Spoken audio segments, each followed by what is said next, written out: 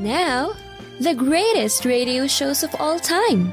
Suspense. The Shadow Node. Washington calling David Harding, counter-spy. Classic radio theater. The Great Gildersleeve. Fibber McGee and Molly. Dragnet. Gunsmoke. The Lone Ranger.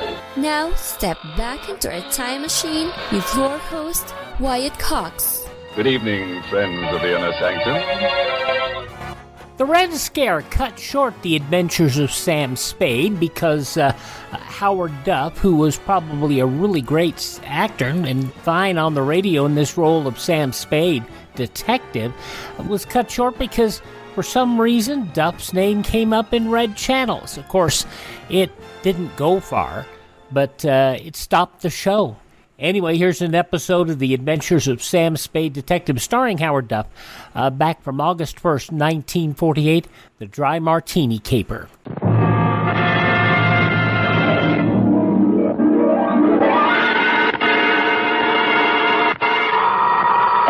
Sam Spade Detective Agency. Me, sweetheart. Sam, how did it go? It was the end, Effie, but the end. Oh, Sam, not another one of those society things. Depends on what you mean by society. Well, you know, Sam, cafe society.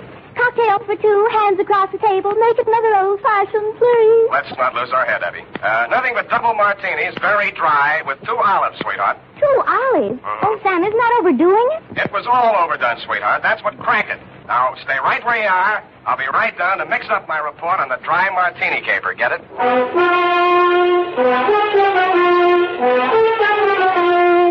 Dashiell Hammett, America's leading detective fiction writer and creator of Sam Spade, the hard-boiled private eye, and William Spear, radio's outstanding producer-director of mystery and crime drama, join their talents to make your hair stand on end with the adventures of Sam Spade.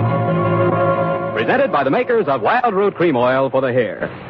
And now, with Howard Duff starring as Spade, Wild Root brings to the air the greatest private detective of them all in The Adventures of Sam Spade.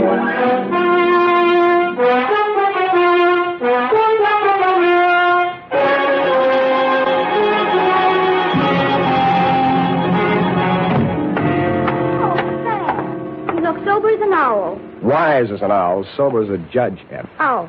Well, the way you talked on the phone, I thought you'd drowned the shamrock, kissed the black Betty, spliced the main brace, decorated the mahogany, made a Dutch bargain, or, in a word, gone to give a Chinaman a music lesson. Effie, I wish you'd spend more time with Harper's Bazaar while I'm gone and less with the thesaurus of slang. Didn't know I could say that. Are you sober? Well, I've been riding the choo-choo, drinking Adam's ale. And if you don't believe it, just ask me to walk the chalk. Okay, heelsy-toesy, arms akimbo, eyes glazed. Yes, Sam. Now then, tip of the forefinger to the tip of the nose. Oh, Sam, it makes me dizzy. Dizzy Gillespie? Dizzy go... Oh, Sam. Exactly. And you are not sewn up, shagged, shellacked, shickered, stuccoed, tap-shackled, stiffo, or real crazy. Well, you know best, Sam. Good. Now try this one. Yes, Prez. Sitting posture, limbs cruciform. What? Cheesecake stop. Oh, Sam. That's it. Now place the notebook. Just a little higher. Good. Now apply the tip of the pencil to the top of the fool's cap and proceed viz. Viz. Date. August 1st, 1948. To Mrs. Netta Martini, 1000 Marina Boulevard, San Francisco. From Samuel Spade, license number 127596. Subject, Dear Netta. The first I knew of the caper was day before yesterday morning when I saw your husband's picture in the paper. It was one of those lovingly retouched executive-type photographs of a man in his late 40s or early 50s, graying at the temples and wearing an embalmed man of distinction look. The story was headlined, Corporation Head Waylaid by Mysterious Assailant. Chauffeur foils would-be kidnappers at offices of Martini Trading Company. The item under it wasn't as thrilling as the headline. It sounded as if he'd been knocked down for his wallet and the attempted kidnapping had been dreamed up by a bored city news reporter. I tossed it in the wastebasket along with my morning mail and went back to the Police Gazette. On page 3, the phone rang. Unique Garage, Harry speaking. Mrs. Spade? One moment. Who's calling? Gordon Martini. Not Gordon Martini, the corporation head, waylaid by mysterious assailant. Chairman of the board, and there's nothing mysterious about it. Then what are you doing on this phone? I can't talk on the phone. Where are you? In a hospital? I left that pest house this morning. I'm at my residence, 1000 Marina Boulevard. Mm-hmm. It will take you exactly 20 minutes by cab. You will meet me in front of the building, and we'll have our conference in my car en route to the office. Where's your office? Downtown Post Street. Oh, why don't I meet you there? I'm a busy man. Have a full calendar. I'm already late due to all that hospital red tape. But I can fit you into my schedule if you'll hurry. Now, look alive, man. Well, it's a little early in the morning, but I'm trying hard. Good. What will you want for a retainer? I'll let you know if I decide to take the job. Fair enough. 20 minutes. I'll expect you. I should have looked more alive. It took me 2 minutes to get out of the street, 1 minute to flag down a cab, and 18 minutes to reach your address, Netta. A total of 21 minutes. As my taxi drew up to the curb in front of the canopied entrance to the corner apartment house at 1000 Marina, I saw your husband pacing indignantly up and down in front of the entrance, pausing only to glare at the outsized chronometer on his left wrist. His gray Homburg was perched atop an outsized turban of gauze bandage that decorated his head. Here's Spade. You're exactly 1 minute and 22 seconds late. Hours are made of minutes, minutes are made of seconds. In killing this seemingly negligible interval of time, you have wounded an hour. Oh, I have? Well, I'm sorry. The traffic's pretty heavy out here this hour of the morning, you know. You should have started a minute and 22 seconds earlier. I'm sorry there was a bore on the telephone, kept talking about how valuable his time was. Yeah, well, don't apologize. Only waste more time. Now, here's your check, $100. My car's just around the corner. I paid that chauffeur a large salary. We mustn't keep him waiting. In the meantime, you may as well start earning your fee. I've been earning it for the past 22 minutes and 22 seconds. Wait. I suspected as much. You drive a car? Yeah, you mean one man drives all that? Yeah, I see him, that rascally chauffeur of mine. Sleep in the back seat. All right, come out of there, you. Hey, what?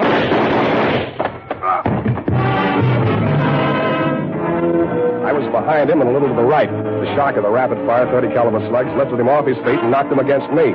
I went down under his 300 pounds of dead weight. By the time I rolled him off of me and got up, the gunman had jumped out of the limousine and into a gray sedan that was double parked alongside. In the water of traffic on the boulevard, I didn't dare risk throwing a shot after him, but I did get the first 3 numbers of the license plate before it buried itself in the heavy stream of AM commuters. That's when the air changed from exhaust fumes to something out of a Persian garden. I turned and looked for the first time into your Nile green eyes, Netta, and saw you twisting a handkerchief in your pale hands I might have loved beside the Shalimar, but on Marina Boulevard they looked like hysterics dead ahead. Who did it? You saw him. Don't lie to me. Why don't they come with the ambulance? All those people standing around, they're staring at me. Make them go away. Make them go away. I can't stand it. Stop it, will you? That's better. Now, come on over here. Who are you, his wife? Yes, and it was all my fault. This is the end. I called Ernie out the window and asked him to come upstairs. I wanted him to return some lingerie. They sent the wrong color, Pete. Yeah. Who's Ernie? He's our chauffeur. I was looking for the exchange slip when we heard the shots. Is he dead this time? Yeah, don't go to pieces. Poor Gordon, he had so many enemies. He didn't drink well, you know. People dropped us like flies. And they certainly dropped your husband. Are you a policeman? No, but I'll do until the real thing comes along, which is right now. If I were you, lady, I'd go back upstairs and relax. They'll get to you soon enough. Yes, I suppose you're right. Poor Gordon, he looks so natural stretched out on the pavement. Yeah. I keep thinking he'll get up and stagger on into the elevator. He didn't drink at all well. Go on, will you? All right, I'm going. Oh, Ernie, where did you go? Down at the garage. I heard a car driving. Poor Mr. Martini. It's all my fault. No, Ernie, it's mine. If I only hadn't mislaid that exchange slip. What? You know, when I called you out the window to come and get that package. Oh, that. What do we got here? Who's the witness? Me. Oh, Spade. Lost another client, huh? Not quite. I hadn't cashed the check yet. Well, they got him anyway. All right, pull a spacer there. Let him through with that stretcher. All right. Step over here out of the crowd, Sam. I want to get this statement. Yeah. All right, out of the way, please. Okay, Gary, take it down. Got a pencil? Yeah, and I want it back. Let's have it. This guy is Gordon Martini. He headed up a local firm, the Martini Trading Company. Last night he was working late at his office. Got boinged. All right. Phoned me this morning.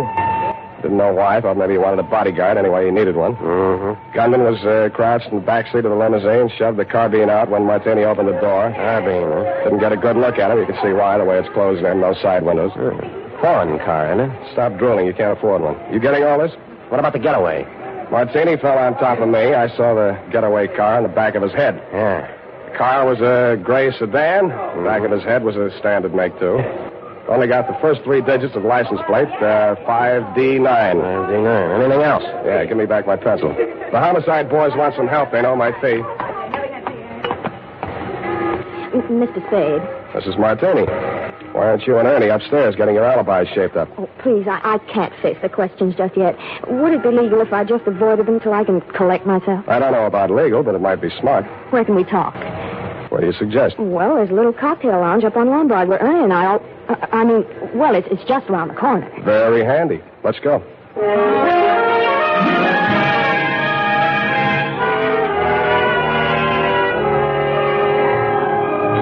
I against my mother's advice. I should have listened, but, well, that's why I married Mr. Martini. Well, that brings us up to 1943, and it's only 11:45. You're just like him, always holding a stopwatch over my head. Always? Well, he drank, you know. You told me that. But it's much more important than you think. He often fell down and bumped his head. You mean that mysterious assailant that waylaid him last night in his office was a double martini? 2 pitchers full before dinner. Ernie had to carry him up to his office. Well, what did he go up there for? Oh, we had an appointment with the vice president of the firm, Mr. Nesbitt. Something had come up, and he wanted Gordon to sign some papers. I don't know what. It wasn't the first time. I waited outside in the car. After Ernie had taken him upstairs, he came back to the car, and we talked. Ernie has alibis upstairs, downstairs, and all around the house. Well, then when the others came out and Gordon didn't, Ernie went upstairs to see why. Others? Mr. Nesbitt and who else? Mary Callahan. Secretary? No, she's an attorney. And if you think everything was legal between those two, well, but after all, who am I to call the kettle black? Now, what are you trying to tell me? That you got him drunk so they could make him sign some papers? That he got himself drunk so he couldn't write his name? Or that he just got drunk and fell down? Between you and me, I think she pushed him down a flight of stairs. In his condition, he'd never remember. Why are you putting a finger on the Callahan dame? Well, what would you think? She was the last one out of the building. Why didn't you want to tell all this to the police? Well, I didn't want to talk about his drinking. Things were bad enough already. That would have been the end. Well, that's as good an answer as any. What do you want me to do for you? Prove that she did it and Ernie didn't. I'll let you take care of Ernie. Oh, no. I don't want to alibi him unless I have to. He might get the wrong idea. You mean I've got the wrong idea? He might think it meant I still care for him, and I don't. I can't stand him anymore. The way he chews those toothpicks. And besides, if his alibi is too good, I might have trouble about that carbine in the backseat of my car. Pardon me. It sounded as if you said you might have trouble about a carbine in the backseat of your car. That's what I said. Where is your car? In the garage. But somebody had it out this morning. They scraped the fender coming back in, and they ran into the wall. They must have been in an awful hurry. Tell me, this car of yours, it wouldn't be a gray sedan? Yes. License number? Oh, wait a minute. It's on my key ring. Here, 5D90. That's enough. Why didn't you tell me this before? Well, I couldn't get up the nerve. After I heard you tell that policeman the gun that killed Gordon was a carbine, and the gray sedan and all that, well, it's the end. I hoped you were right, but I didn't think so. When I went to look at the gray sedan in your garage, I knew you were wrong. Dead wrong. It was the getaway car, all right, and the carbine, as you know, was proven later to be the one that killed your husband. But Ernie had turned into a very poor suspect indeed. He was hugging the carpet between the front and rear seats, and when I nudged him, he didn't move. He'd been shot at closer range than Gordon Martini, and the killer had used only one slug. It was planted in the base of his brain, which made him not only a very poor suspect, but a very dead one.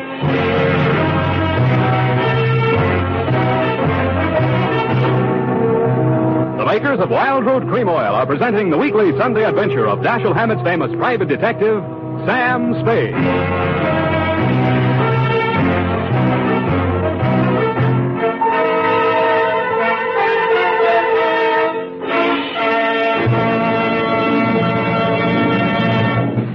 August 1st, 1948, The Adventures of Sam Spade Detective on Classic Radio Theater with Wyatt Cox. Now on Classic Radio Theater with Wyatt Cox, more The Adventures of Sam Spade Detective starring Howard Duff, August 1st, 1948.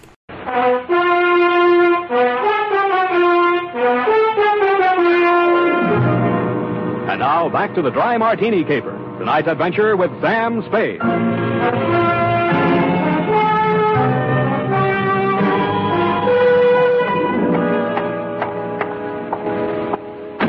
Martini Trading Company, good afternoon. I'm sorry, Mr. Nesbitt is in conference. I'll see that he gets your message.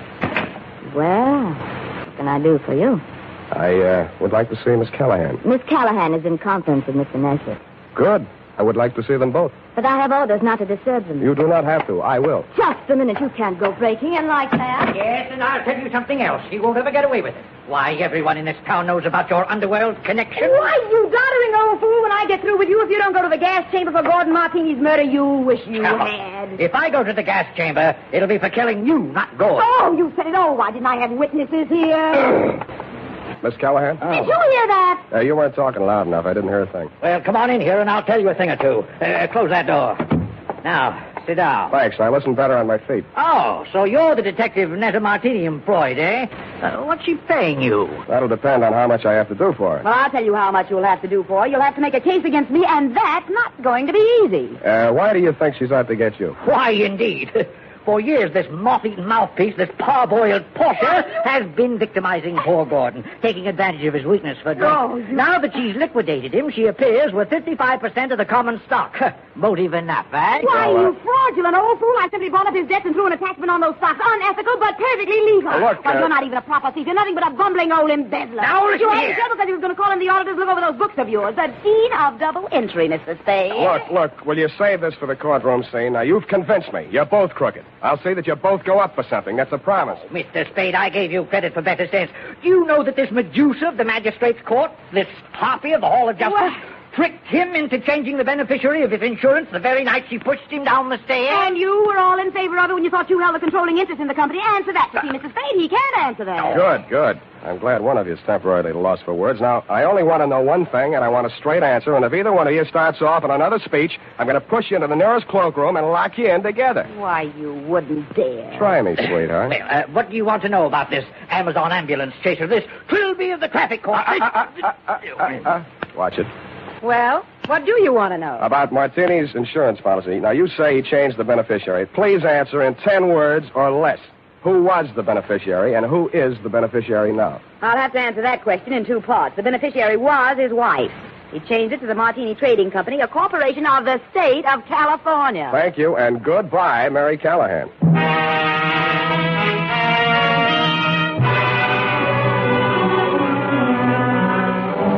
And that nutter took the heat off of you for the time being, which made things tough for me, because Callahan and Nesbitt were so horrible I never wanted to see them again, even to testify against them in court. I was sure of one thing. None of you had pulled the trigger of that carbine. There'd been a hired killer behind it, and the way he operated, taking crazy chances in broad daylight in a crowded street, told me an important thing about it. That night, I made the rounds of the joints. At a plant called the Bing Room, I found a bouncer who'd tossed out a customer that'd run up a bill and tried to pay it with a $1,000 check. He sent me to the Atlas Hotel.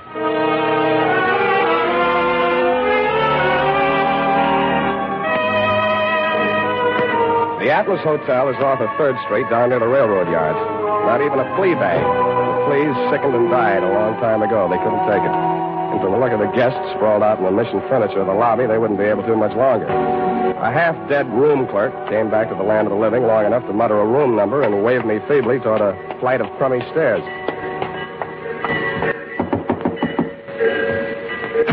Yeah, what do you want? You, Hack Hartman? Hey, you got anything for me, huh? Yeah, I got news for you. Get back in the room. I'll tell you all about it. Yeah. Well, come on in. Drop the shiv. Yeah, I'll drop it. I'll fix you. I'll cut you good. I'll cut you. I'm glad you did that. You make it easy for me. Now get over there. Leave me alone. I'm not feeling so good. You can feel a lot worse. Who hired you to put the burn on Martini? You don't get nothing out of me. Who gave you that check? Oh, leave me alone. I got all night, Hack, and I feel better than you do. Now, what did you do with that check? I'll shake it if your teeth come out with it. Come on. All right. Stop it. I don't feel so good. Okay. Where? Pocket. My shirt. Don't reach. I'll get it. It was a company check, which is what I'd expected. It was for $1,000 drawn on the Golden Gate Trust and Loan. But I wasn't expecting to find the signature on the bottom line. It was signed in a bold, firm hand, Gordon Martini. Who was the penman on this? He wrote it himself, right in front of me. What was it supposed to be for? He wanted I should knock off his brother. You get mixed up? Well, he's dead, ain't he? That's what I mean. Gordon Martini's dead. The papers got it wrong. That was his brother, his twin brother. And that other guy, that chauffeur, kept hanging around the garage so I couldn't get out. I had to burn him, too. You know what you're saying? Yeah. I'm making sense. Now, get out of here. I'm getting steamed. Don't let it worry you. I got a nice, cool place all picked out for you.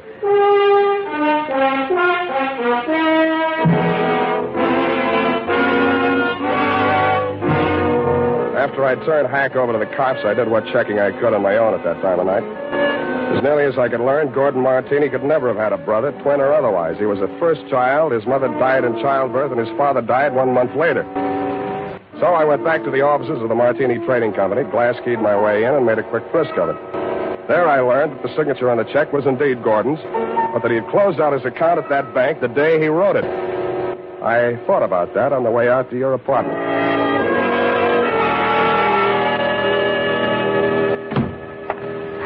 Sam, I've been calling and calling, trying to reach you. I've been so worried. It's the end. This time you might be right. Fix me a drink. Well, there's nothing in the house but those prepared martinis Gordon used to drink. Is that all right? No, but fix me one anyway. Never mind the ice. It's not morning yet, but I hate myself already. Why don't you just relax and let me get it for you? I'll relax. You get the martinis. What happened? What'd you think of Mary Callahan? Isn't she the end? She's cute. You're all cute. All of me? How nice. Martinis, my dear, are deceiving. The Adventures of Sam Spade Detective, August 1st, 1948, here on Classic Radio Theater with Wyatt Cox. You ever make a change and then think, why didn't I do this years ago? Well, that's how people feel about switching to Medishare for their health care, especially now with inflation the way it is. People are very happy with the savings. Most families save about $500 a month when they switch. It's a huge help when prices are going up so fast in so many other areas. And Medishare's customer satisfaction rate is double that of health insurance. It's just a different experience, and people really like that. Medishare is an alternative to health insurance. It's a community of Christians who share each other's healthcare bills, and it's been going strong for over 25 years. It really is the gold standard, the most trusted name in healthcare sharing. Find out why people love it, find out why they rave about the customer service, and find out how good it feels to save some money right now. They're super easy to talk to. Here's the number, 833-34-BIBLE. That's 833-34-BIBLE, 833-34-BIBLE.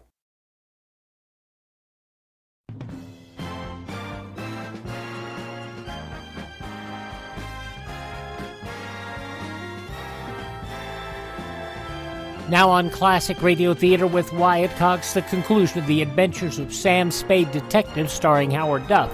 The Dry Martini Caper, August 1st, 1948. I put ice in anyway. It's nasty without. It's nasty anyway. I hope it doesn't make you fall down the way it did poor Gordon. Thanks. What? Well, what's the matter? Too dry? You open this bottle fresh? Why, yes. What's the matter? Where are they, the rest of the bottles? Oh, yeah. More of the same. Is this all your husband ever drank? Yes, gallons of it. It's a special brand. He even took it with him to bars and people's houses. He'd sit and drink them right out of the bottle like a little child. Then he'd be falling down drunk, of course. And that's how we lost so many friends. They dropped us like... Like flies. Yeah, it was the end. Who are you phoning? City morgue. Maxie, Sam Spade. Sammy, what can I do on you? On Martini, Maxie, they got around to the autopsy yet? Yeah, they rushed him through. Got the report handy? Right in front of me. Funny thing, Sam. The doc said they should have saved themselves the trouble. He'd have been dead in a week or two without no help. What from? Brain tumor. Malignant, it says here. Any alcohol in him? None from drinking, Sammy. What about the head wounds? Accidental fall due to periodic fainting spells. Part of his condition. Thanks, Maxie. Well, what is it, Sam? Were the martinis poison? No, sweetheart. The martinis were colored water. Why, they couldn't. Well, what made him get so drunk? He didn't. He was sick. But, Sam, who killed him? He killed himself. But he couldn't have. He hired a gunman to do it. He planned his own murder. But that... Why... Well, why didn't he leave a note or something? He could have ruined us all. Come here, sweetheart. Put your little head on Uncle Sam's shoulder. Why, Sam... That's, just what he wanted you to do. He wanted to ruin you. He let Mary Callahan fleece him out of his interest in the company. He let Nesbitt juggle the books. He let you go your way with Ernie. He let all three of you fix yourselves up with as nice a set of motives for murder as a jury could ask for. He couldn't have... The real joker was the check he used to pay off the man he hired to kill him. It bounced. It also proved he'd planned his own murder. But he still has his revenge. Because the insurance that would have kept the corporation from going broke won't be paid off on account of the self-liquidating cause. Oh, Sam, darling, what's going to become of us all? Well, Callahan and Nesbitt will probably sue each other to death. You might have to go to work and earn a living. Well, I have $500. I might invest it in something. You already have. Here's my bill. But, Sam, you didn't help me. What? This is the end. No, it isn't, sweetheart. This is the beginning. Come here.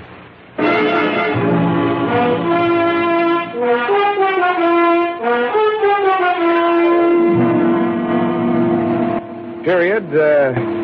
End of the end. Well, you asked me. You helped her. Now, F. Well, that just goes to show you. Show what, F? Man's ingratitude to man. Hmm? But what did Mr. Martini have against you? Why, nothing, sweetheart. He Just needed a smart operator like, Johnny Madero was on vacation. Sam. Have you cashed that check Mr. Martini gave you? Well, not yet. Sam, any bartender would know better than to take a check from a man who drinks that much.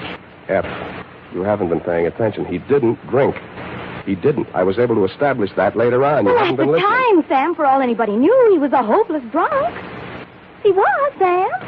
Oh, you're so wonderful and trusting. But I do wish that you'd understand this. He was a hopeless drunk. For the last time, Effie, he didn't really drink. I'll just type this up, Sam, while you call the bank. I'll do that.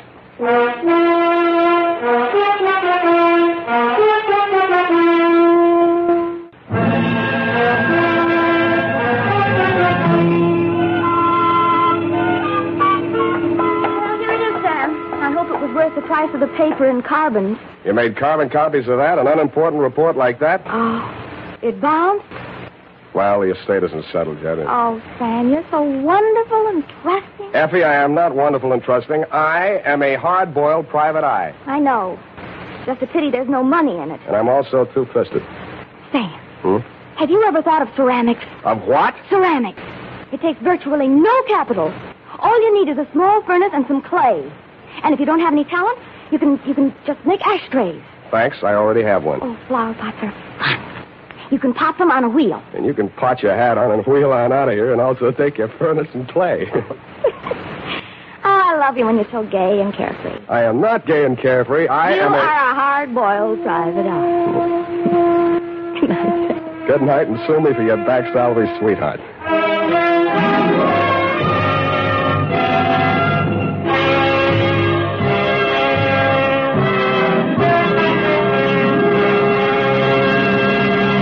The Adventures of Sam Spade, Dashiell Hammett's famous private detective, are produced and directed by William Spear. Sam Spade is played by Howard Duff. Lorene Tuttle is Effie.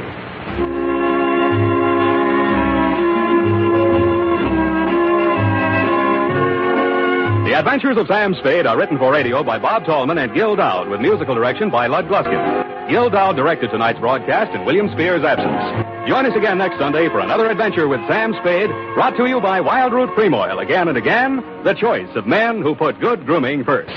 No Wild Root commercial today. August 1st, 1948, The Adventures of Sam Spade, Detective, here on Classic Radio Theater with Wyatt Cox. Now on Classic Radio Theater with Wyatt Cox, we go to part 3 of the 5-part Yours Truly Johnny Dollar story, The Sea Legs Matter. This episode originally broadcast August 1st, 1956. From Hollywood, it's time now for... Johnny Dollar. You hear me? Johnny Dollar calling. This is Pat McCracken, the Universal Adjustment Bureau. What under the... Hi, Patsy. Johnny Dollar. Johnny, what kind of a noisy hookup is this, anyway? Pat, this call is being relayed to you from an amateur radio station. Well, next time, try the telephone. From Puerto Gardo, Nicaragua? Oh, now you're coming in quite clearly. Puerto what? It's a little spot on the Caribbean coast, the last port of call for the Sea Legs before she was wrecked. Mrs. Douglas Lanfear still with you? No, and I don't know where she's gone, which is why I called. So? She acted just as surprised as I was that we both took the same plane down here. And, Pat, I still don't know why she decided to come here at all. Maybe she doesn't like the idea of your going down there to investigate the case. She wouldn't admit it, of course, but that's what I think. You think she may try to obstruct your investigation? Right now, I don't know, because she suddenly chartered a small plane and disappeared. To work her way back here to the States? Your guess is as good as mine. Look, why don't you hire a watch on her place on Long Island? And if she shows there, call me at the Hotel Providencia. It's in the city of Bluefield. Nicaragua? Right. In any event, you think her claims for insurance on the Sea Legs and on Douglas Lanfear are fraudulent? Pat, at this point, I don't know what to think.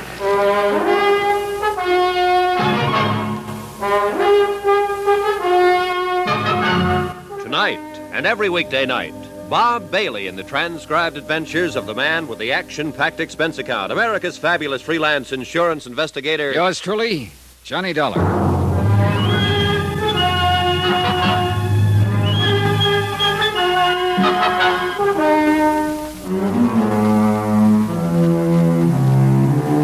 From Special Investigator Johnny Dollar, location San Juan del Perro, Nicaragua, to the Universal Adjustment Bureau, Hartford, Connecticut.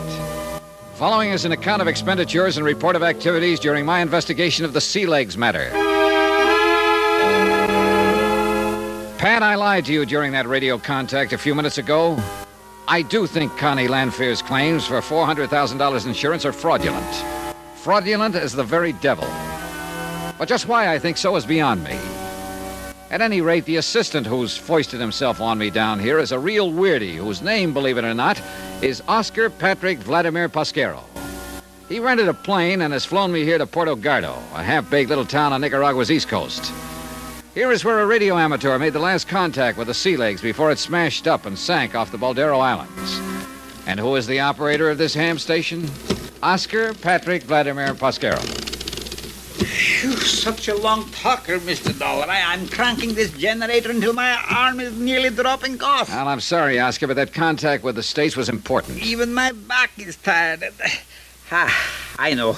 I'll make an expense account to you. Say $10. You try that, and I'll fly back to Bluefields without you. Oh, please, Mr. Dollar, no joking, please. Who's joking? What, without me, you would be a lost soul in this vile country. Hey, tell me something. Why did you ever set up a transmitter in this isolated fishing village? I should set it up in Bluefields? Ha! They even wanted me to have some kind of license up there. Disgusting. And a waste of money, too. Now, that reminds me. Do you have a pilot's license? Who needs a pilot's license when those little planes practically fly themselves? Besides, a pilot's license costs money, too. Well, I have one, so from here on in, I stay at the controls. No confidence in me, no confidence in you. What a smirch on the good name of Oscar. Okay. Now, let's get out to that flat where you parked the plane. I want to fly over the spot where the sea legs went down. You see how invaluable I am? Huh? Without me, you wouldn't even know where to look for the Baldero Islands. You know darn well, all I have to do is look at the charts in the cockpit of the plane. But, Mr. Dollar, that wouldn't be fair.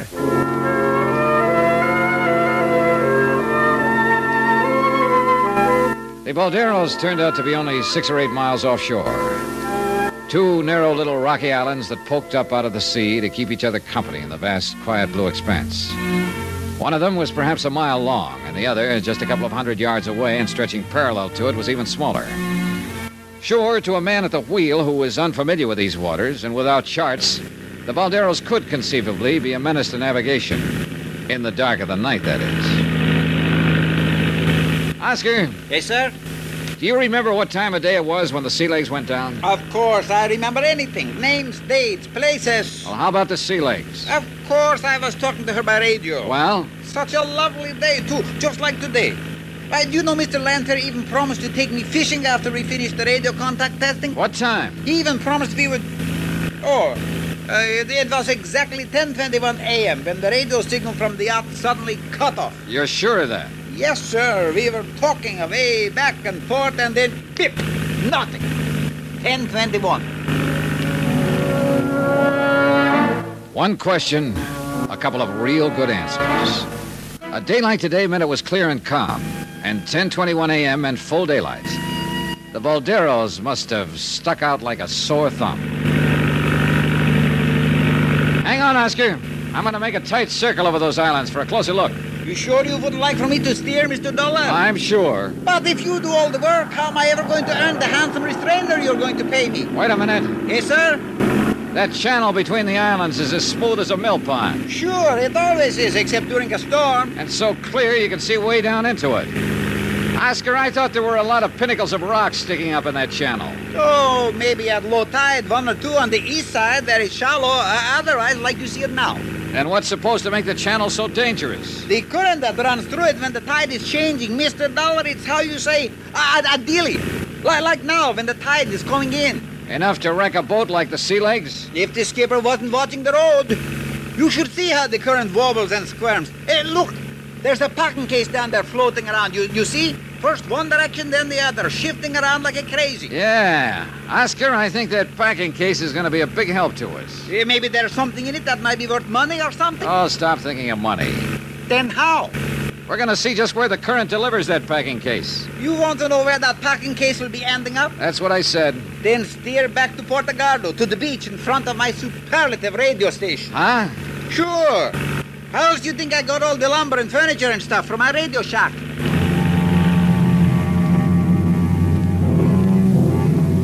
He was right. From the air, we could see that every bit of flotsam passing through the Baldero Island Channel on a rising tide wound up in the tiny cove on the shallow sandbar directly in front of Oscar's radio shack. Even now, it was piled high with crates, bits of ship's rigging, odd pieces of furniture. That junk stay down there forever, Oscar? No, Mr. Dollar. Once a month, a real big high tide comes along, and presto, I have a clean front yard again. But I always make a trip up here before then. What do you mean? Sure, that's why I'm Nicaragua's #1 beach brusher. Oh, stop being corny. What do you mean beachcomber? So I have to brush the sand off everything I pick up down there. So you didn't laugh. What do I care? Anyhow, you should see some of the valuable things I pick up to sell to the natives. Well, tell me, 2 years ago, when the Landfair's other boat went down. You should have seen it. Everything that could float ended right up in my front yard. It was beautiful. How about when the Sea Legs was wrecked? You know, that's very funny, Mr. Dollar. There was nothing at all. I don't understand it. Well, I think I do. I think I'm beginning to understand a lot of things about this case. Hang on, Oscar. We're flying back to Bluefield. Expense account item 12, 30 cents American. Taxi from the private airport where we'd rented the plane to the headquarters of the Federal Maritime. I never will get that straight. Call it the Coast Guard and Captain Ramirez. Si, senor. On July the... here it is. The date? And at 10:21, Captain. See, the tide at 10:21 was just after what you call neap. So it was neat. It was pretty. What does that mean? Oh, shut up, Oscar. Yeah, I see, Captain. Neap tide at 9:40. So it was coming in, rising, huh? Si, senor Dollar. Rising. Up. Good. Thanks, Captain.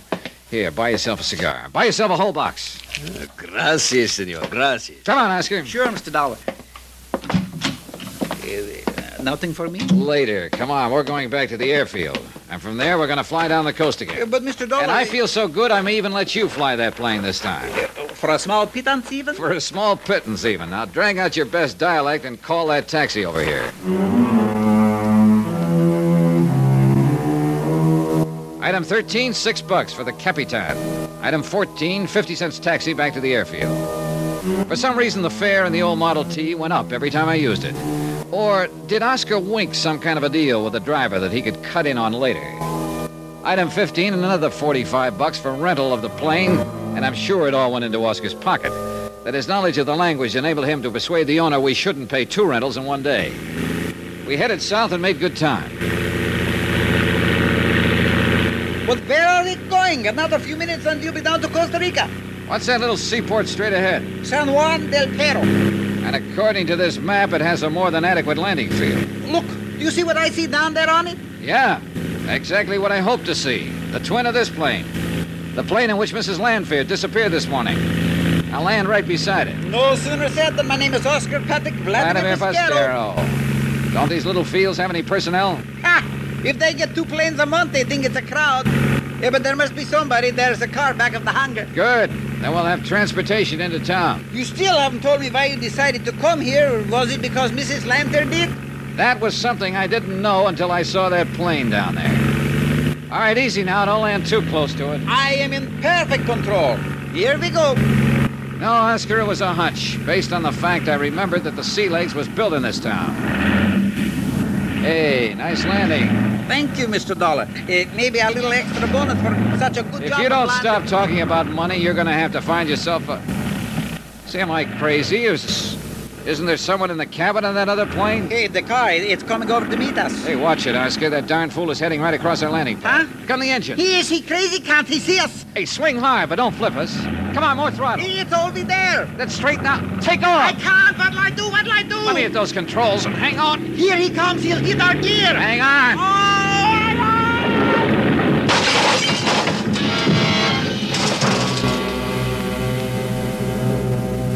For a long moment, there was nothing but a vague blackness all about me, and the sound of our crack-up seemed to roll and echo almost dreamily back and forth in the deep recesses of my mind.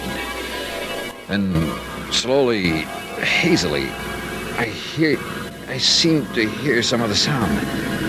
Yeah, like an engine far off. An engine of a plane starting up and lazily moving away. Sure, yeah, of course, I did hear it. It was the other plane, the one that had been parked on the landing strip. Then as my mind began to clear, I realized I'd seen something, someone else. I'd caught a glimpse before the car struck our landing gear of the man behind the wheel of it. A man whose picture I'd seen briefly at the home of Constant Landfair. But it couldn't be.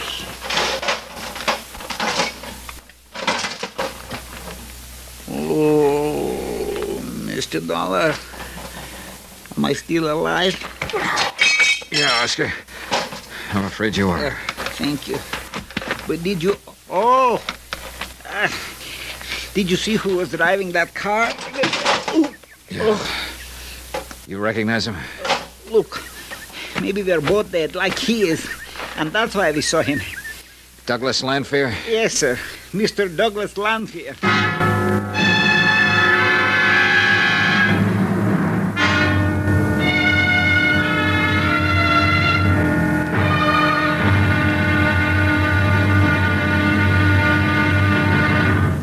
Now, here's our star to tell you about tomorrow's episode of this week's story. Tomorrow, the dark back streets of San Juan del Perro yield some valuable information and a threat of sudden death. And believe me, it isn't an idle threat.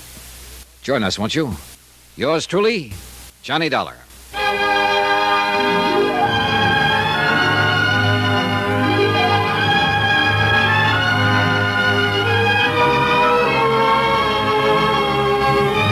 Yours truly, Johnny Dollar, starring Bob Bailey, is transcribed in Hollywood.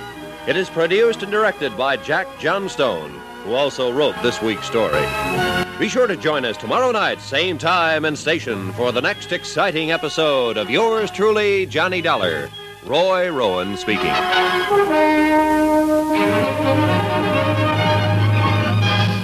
Dead man driving a car. Yours truly, Johnny Dollar. August 1st, 1956, here on Classic Radio Theater with Wyatt Cox. Thanks to Ted at RadioMemories.com for supplying this week's Yours Truly Johnny Dollar stories. And visit my webpage at classicradio.stream. Thank this station, support their advertisers, and by all means, tell all your friends the great radio shows are right here at this spot on the dial. Classic Radio Theater with Wyatt Cox on your favorite radio station.